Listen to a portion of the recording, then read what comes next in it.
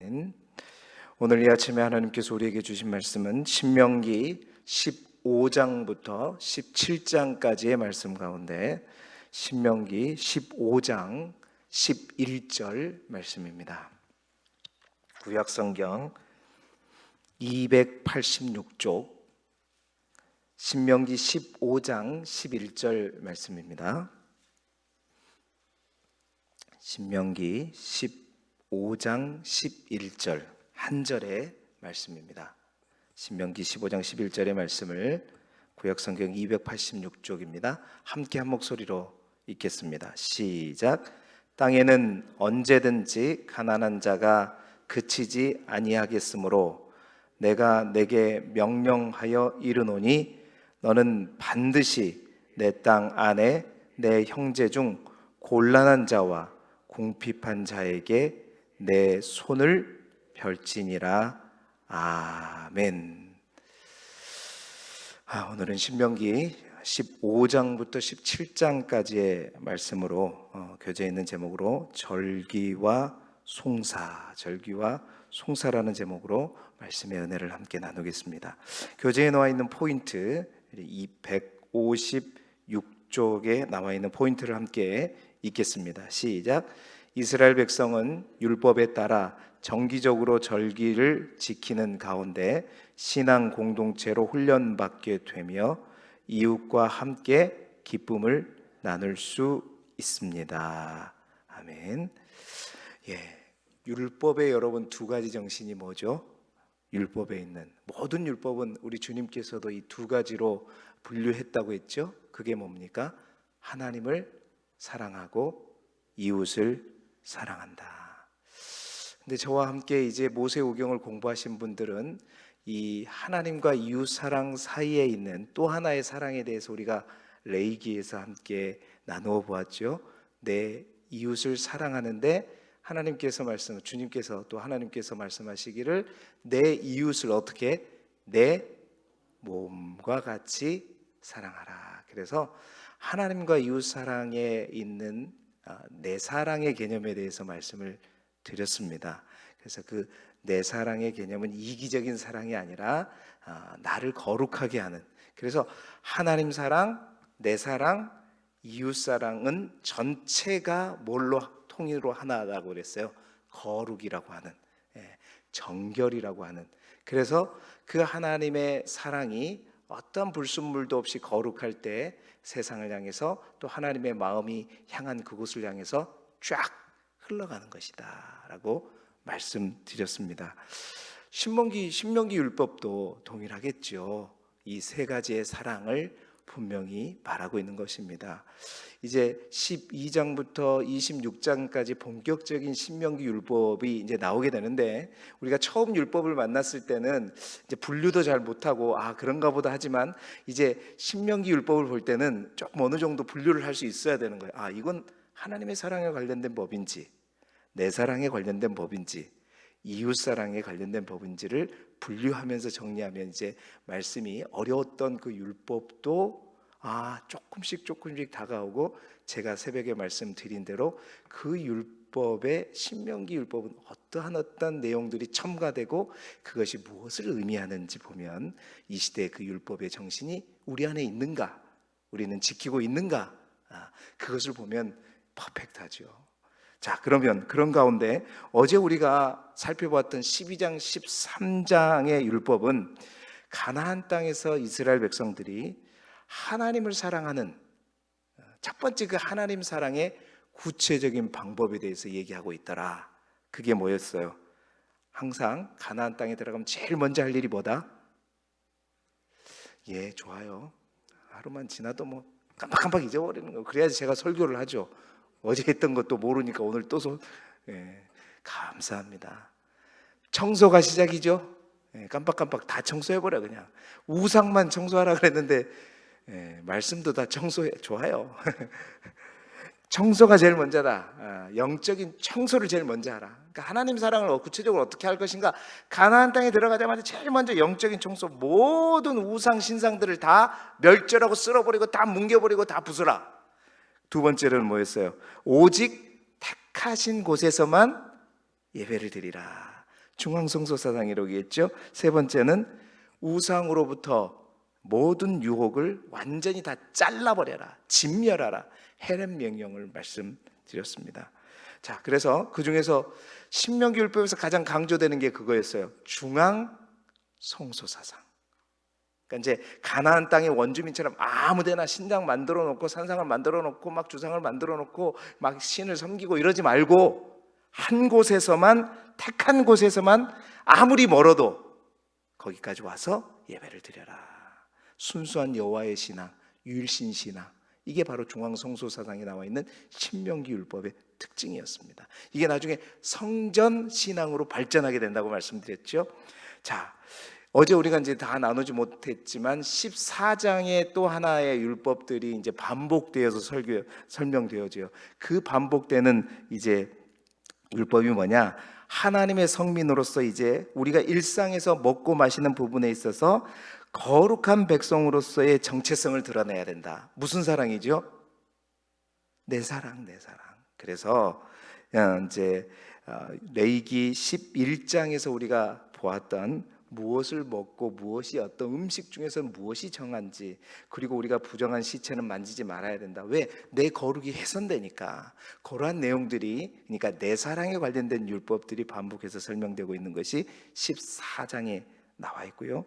그리고 오늘 15장부터 17장까지는 그러면 이제 무슨 사랑에 대해서 나올까요? 예, 그건 말씀 안 해드려도 잘하네요. 이웃사랑에 관련된 율법이 나와 있습니다. 이웃사랑을 구체적으로 어떤 방법으로 실행하라, 아주 자세하게 나와 있는데, 이제 신명기 율법을 통해서 이웃사랑을 하는 데 있어서 하나님의 마음은 어디에 가 있는가? 누구를 향해 가 있는가?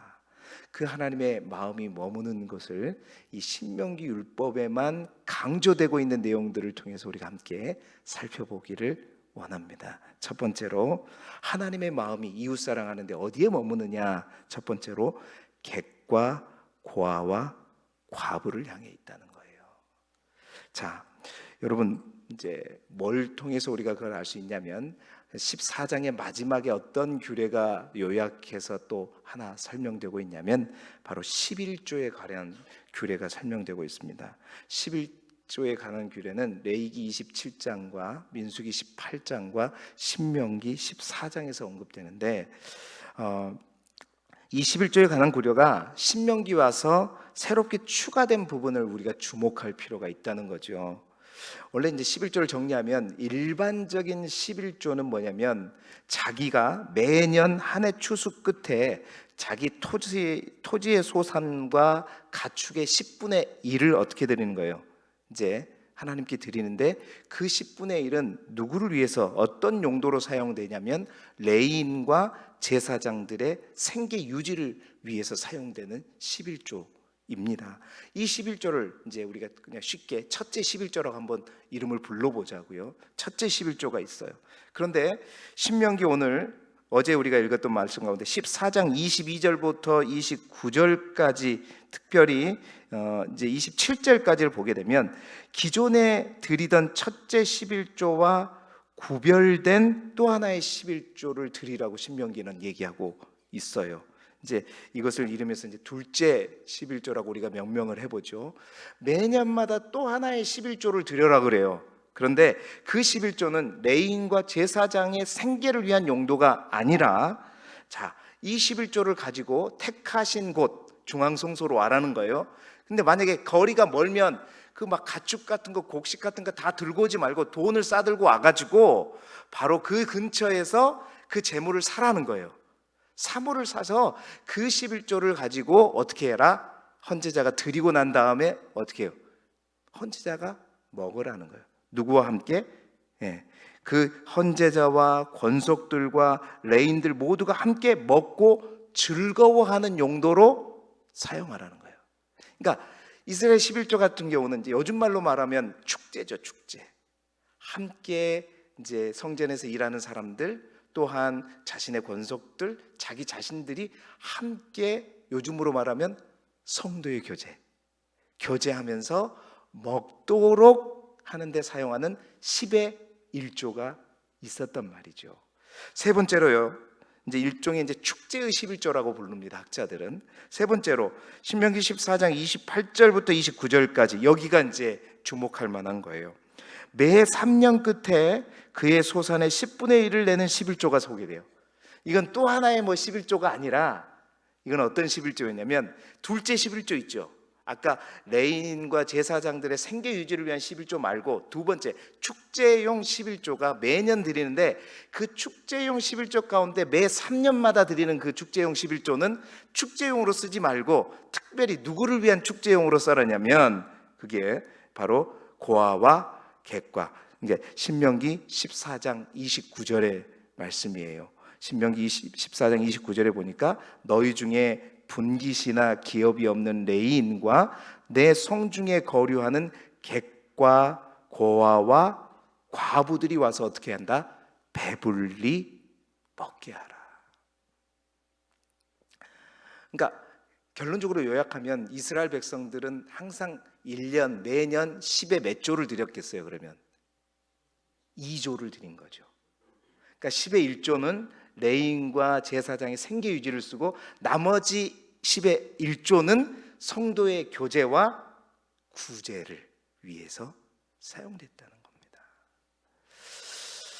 여러분, 객과 고아와 과부, 이들은 사회적인 약빈자이죠. 그들을 먹고 배부르게 하라. 하나님의 마음은 어디에 가 있느냐?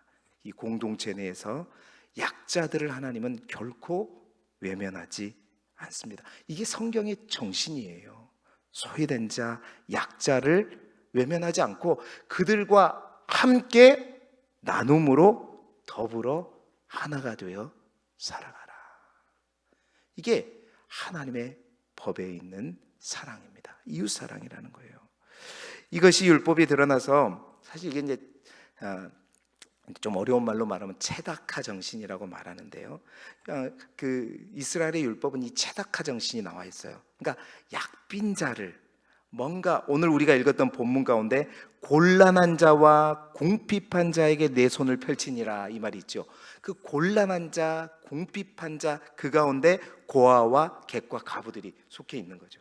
그들을 향해서 하나님의 마음은 항상 가했어요. 율법은 그들을 뭔가 이제 돌보고 그들을 위해서 특별한 어떤 이제 장치를 만들어 놓은 이 율법이라는 거죠. 이게 체다카 정신입니다. 여러분, 미흡하나마 이 10의 1조가 내는 것이 아니라 어떻게 사용되는 규례에 초점을 맞추고 있는데, 이것을 통해서 정말 이 시대의 교회의 저지형이, 이게 완벽하게 이제 재정이 어떻게 사용되어야 할지 이제 성경 전체를 통해서 우리가 이제 분류가 되어야 되겠지만, 최초의 하나님의 재정이 어떻게 사용되어야 되는 것인가에 대한 어떤 근본적인 모세오경에 나와 있는 이제 재정의 사용 분포인 것이죠. 두 번째로는 하나님의 마음이 이웃 사랑에서 어디로 가 있느냐? 가난한 자와 종을 향해 가 있다는 것입니다. 두 번째 신명기 율법을 통해서 첨가된 이웃 사랑이 바로 가난한 자와 종을 향한 사랑의 마음입니다. 오늘 우리가 읽어야 할 본문 가운데 신명기 15장 1절부터 11절에 보게 되면 안식년에 관한 면제 규례가 나와요. 이 규례 속에서도 우리가 주목할 것은 이제 신명기 율법을 통해서 첨가된 내용이 어떤 것이 있는가, 우리는 주목할 필요가 있어요.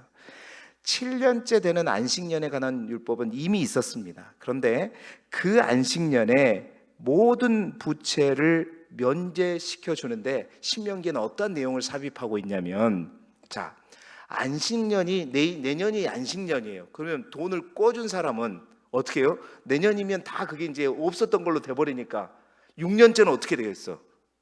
빨리 갚아. 빨리 갚아. 막 이럴 거 아니에요.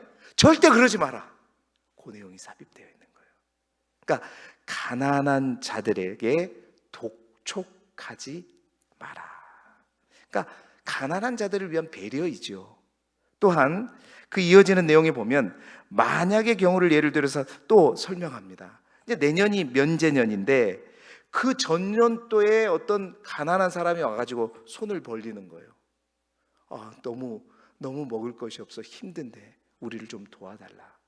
그렇게 도와달라고 꾸어달라고 얘기할 때 부자들에게 뭐라고 하냐면 악한 생각을 품지 마라. 그 악한 생각은 뭐예요?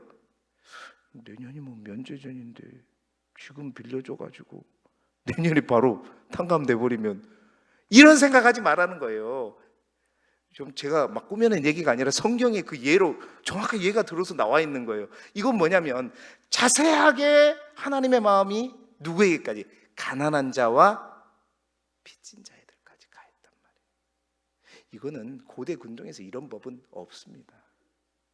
이스라엘 법에만 있어요. 왜냐하면 이 법이 상업적인 계산적인 토대에서 나와 있는 생긴 법이 아니라 사랑의 율법이기 때문이에요. 그러니까 부의 나눔, 환원, 그래서 더불어 하나가 되기를 원하시는, 가난한 자도 물론 퍼주는 것은 아니에요. 무조건 퍼주는 것은 오히려 그들에게 악이죠. 나누는 거예요. 그래서 여러분, 여기에서 성부와 성빈이 있는 거죠. 성부는 거룩한 부자예요. 하나님께서 나에게 이 재물을 왜 주는지를 알고 정말로 그 부유를 위해서, 나를 위해서 살고 내 가정을 위해서 사는 것이 아니라 하나님의 뜻에 의해서 하나님의 마음이 가는 그곳에 흘려보내는 자, 이게 성부죠. 성빈도 있어요. 여러분, 꼭 부자라고 구제하는 것이 아닙니다. 실제로 보면요, 없는 사람이 더 잘해요. 없지만 이 하나님의 율법에 나타난 그들을 향한 하나님의 마음을 내 마음으로 갖고, 적지만 나보다 더 부족한 부분들을 위해서 내 재물의 10의 1조에 해당하는 것들 아낌없이 흘려보내는 그런 성빈이 있단 말이에요. 이에 비해서 하나님을 믿는다 하자면 속부와 속빈이 있단 말이에요. 세상에 속한 부자, 하나님을 믿으면서 세상과 똑같아요. 자기 배만 배부리고 어떻게든 아까 말한 악한 생각을 품고 뭘 할 때도 막 퍼주는 게 아니라 그냥 계산하고, 그러면서 끊임없이 세상 사람과 똑같이 자신의 부만 축적하는 자, 이런 부자를 뭐라 하냐면 속부라 그래요. 속부. 또한 속빈도 있습니다. 야가가지고 내년이 면제년인데 6년 차에 그냥 먹고 살만 하면서도 돈을 꾸러 다니는, 이런 세상 계산하는 그런 속빈도 있다는 것이죠. 사랑하는 여러분, 하나님의 마음은 가난한 자, 빚진 자들 향해서 가고 있어요. 왜요?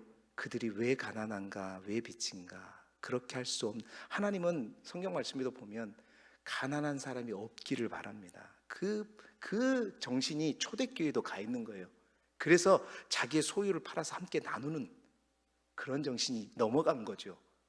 그런데 이 땅에서는 그 가난한 자가, 오늘 우리가 읽었잖아요, 방금 신명기 15장 11절, 땅에는 언제든지 가난한 자가 그치지 아니하겠으므로 어떻게 해요? 곤란한 자가 궁핍한 자에게 내 손을 어떻게 하라고? 펼치라. 이게 하나님의 율법에만 들어있는 사랑의 정신입니다. 오늘 이 새벽에 저는 정말 진심으로 여러분을 축복합니다. 여러분들이 정말로요, 속부와 속빈이 되지 마시고 뭐와 뭐요? 성부는 성부 하나님 말 아닌 거예요. 거룩한 부자, 성부와 성빈이 되시기를 주님의 이름으로 축복합니다. 이스라엘 백성들은 어렸을 때부터요, 유대인들은 저금통을 2개를 만든다고 해요. 하나는 뭐예요?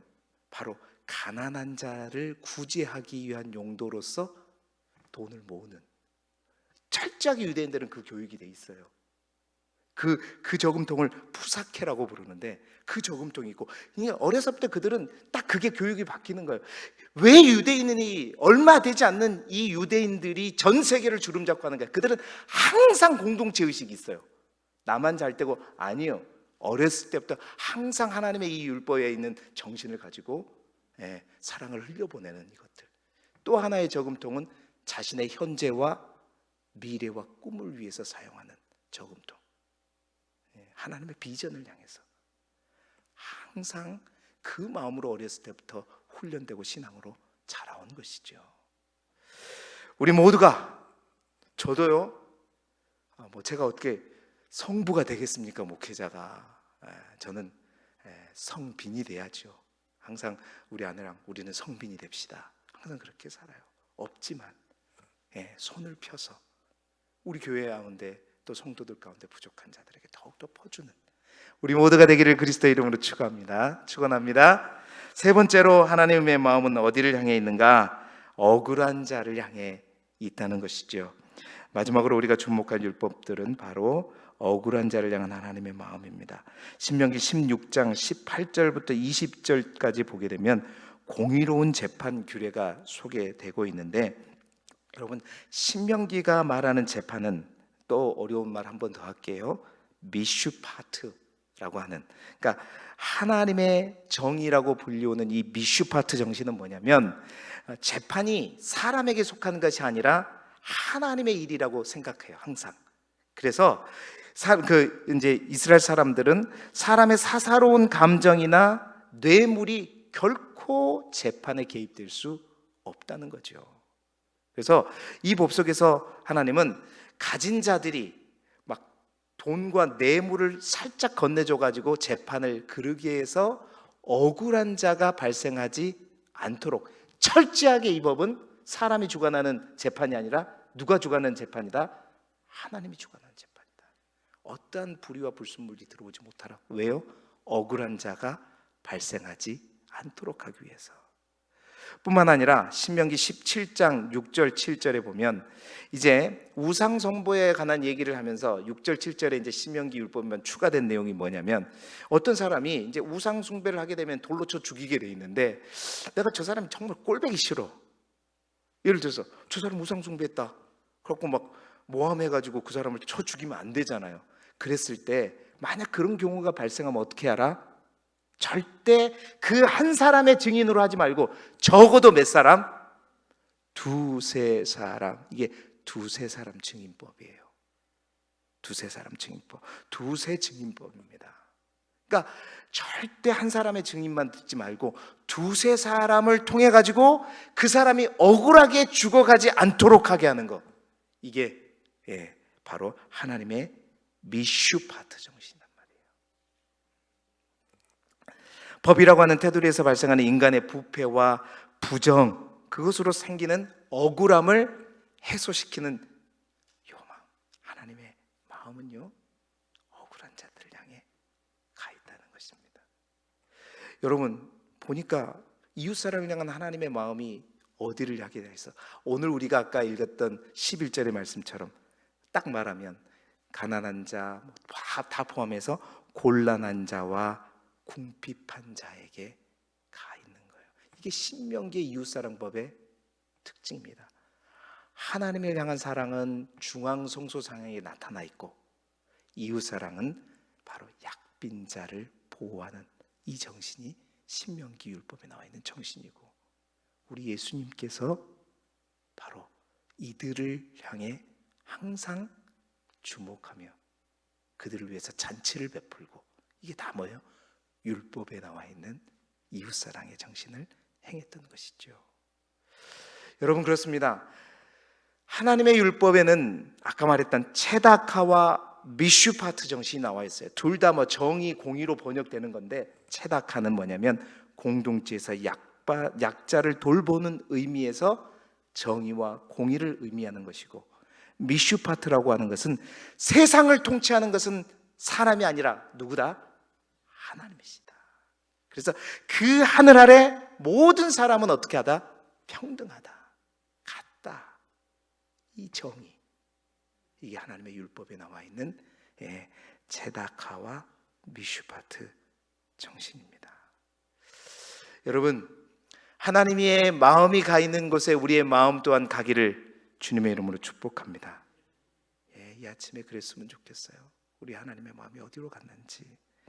또 믿음이라고 하는 것은 여러분, 교회에서 드러나는 것이 아니라 진정한 믿음은 우리의 삶에서, 우리의 행함으로 드러나게 되는 것이죠. 그래서 신명기는 하나님만 온전히 예배하는 그 사랑으로만 살아갈 것이 아니라 나를 사랑함으로 항상 부정을 멀리하는 내 거룩을 지키는 삶뿐만 아니라 그 하나님의 사랑이 이웃사랑을 통해서 어디까지요? 가난한 자, 헐벗은 자, 억울한 자, 궁핍한 자, 빚진 자, 빠졌네요. 종의 규례. 종의 규례에서도 아까 뭐가 하나 있었어요. 그 종의 규례 가운데서도 똑같은 안식년 7년 차에 다 자유하게 되는데 신명기 율법은 뭐예요? 빈손으로 보내지 마라. 한몫 챙겨갖고 줘라. 왜냐하면 자유롭게 되고 또 먹고 살 게 없어 또 종이 되지 않게 하기 위해서. 종들을 향해서 고아객과 과부를 향해 가 있다는 것이죠. 그러니까 예배를 하나님께 예배만 드리고 살지 말고 예배를 드린 대로 살아가는 사람들이 되라. 다시 말해서 삶이 곧 예배가 되는 그런 삶을 살아라고 가르치고 있는 것이죠. 오늘 이 새벽에도 그 하나님의 마음이 가 있는 곳을 향해 우리가 하나님의 몸이 되어서 갈 수 있기를 바라고, 여러분 모두가 성부요 성민이요 하나님의 마음 가진 자로 하나님의 마음을 시원케 하는 우리 모두의 삶이 되기를 그리스도 예수 이름으로 축복합니다. 기도드리겠습니다.